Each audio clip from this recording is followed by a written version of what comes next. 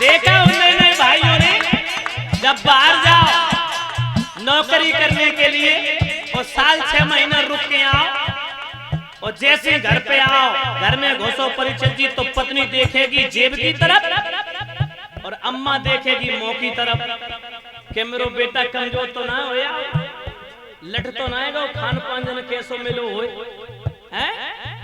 पत्नी केवल जेब की तरफ देखेगी, बहुत दिन बाद आया कि जो जेब फूली फूली है, हाँ पैसा खूब कमाओ। उन्हें क्या मालूम कि कोरोना काल में पुलिस के डंडा खाए। जैसे ही घर में घुसो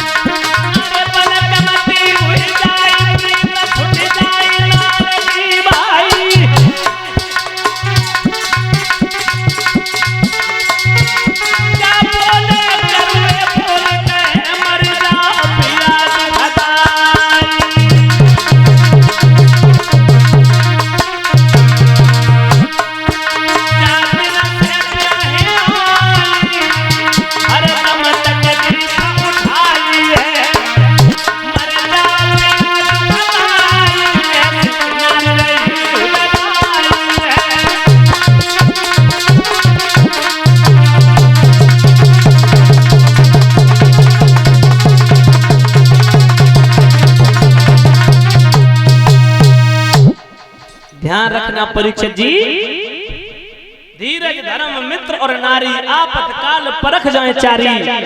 अगर पति के ऊपर दुख आए तो पत्नी का कर्तव्य है उसमें हिस्सा लेना, उस दुख को बटाना, उस दुख में अपनी अहम भूमिका निभाना।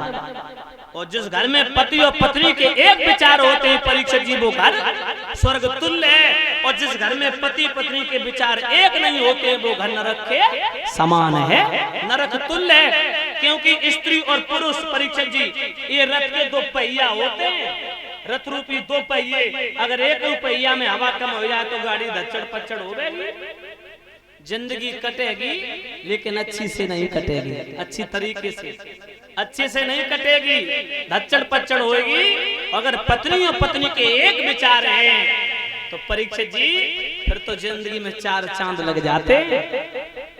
ध्यान रखना।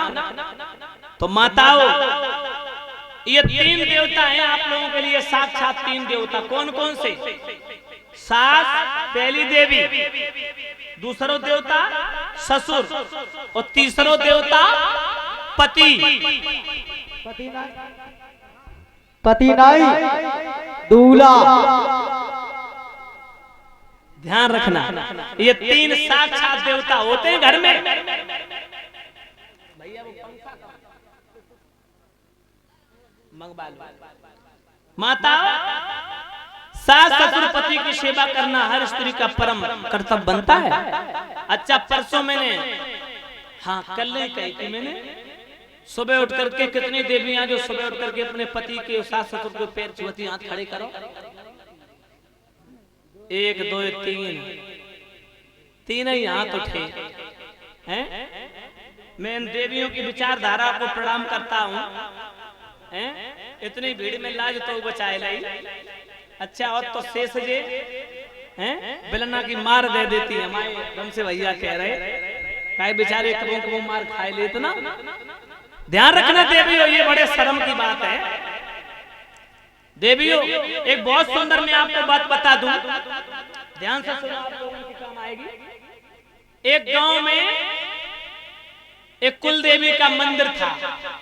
2 मिनट ध्यान रखना, मैं आपको एक दृष्टांत बता रहा हूं, आपके जीवन में काम आएगा। परीक्षित जी, एक गांव में कुल देवी का मंदिर था और उस गांव की परंपरा थी कि किसी भी भैया की शादी होके आती थी तो पहले नई बहू मंदिर में जाकर के कुल देवी की पूजा करती थी, उसके बाद घर के अंदर प्रवेश होती थी।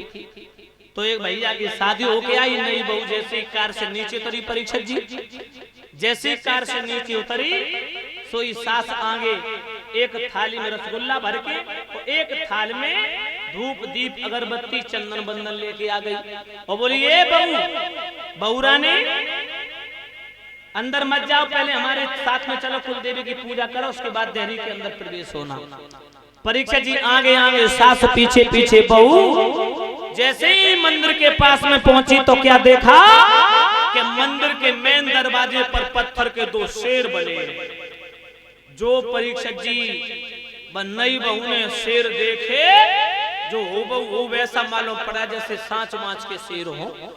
बहू चीख पड़ी, सासू मां अंदर नहीं जाऊंगी, ये शेर खा लेंगे।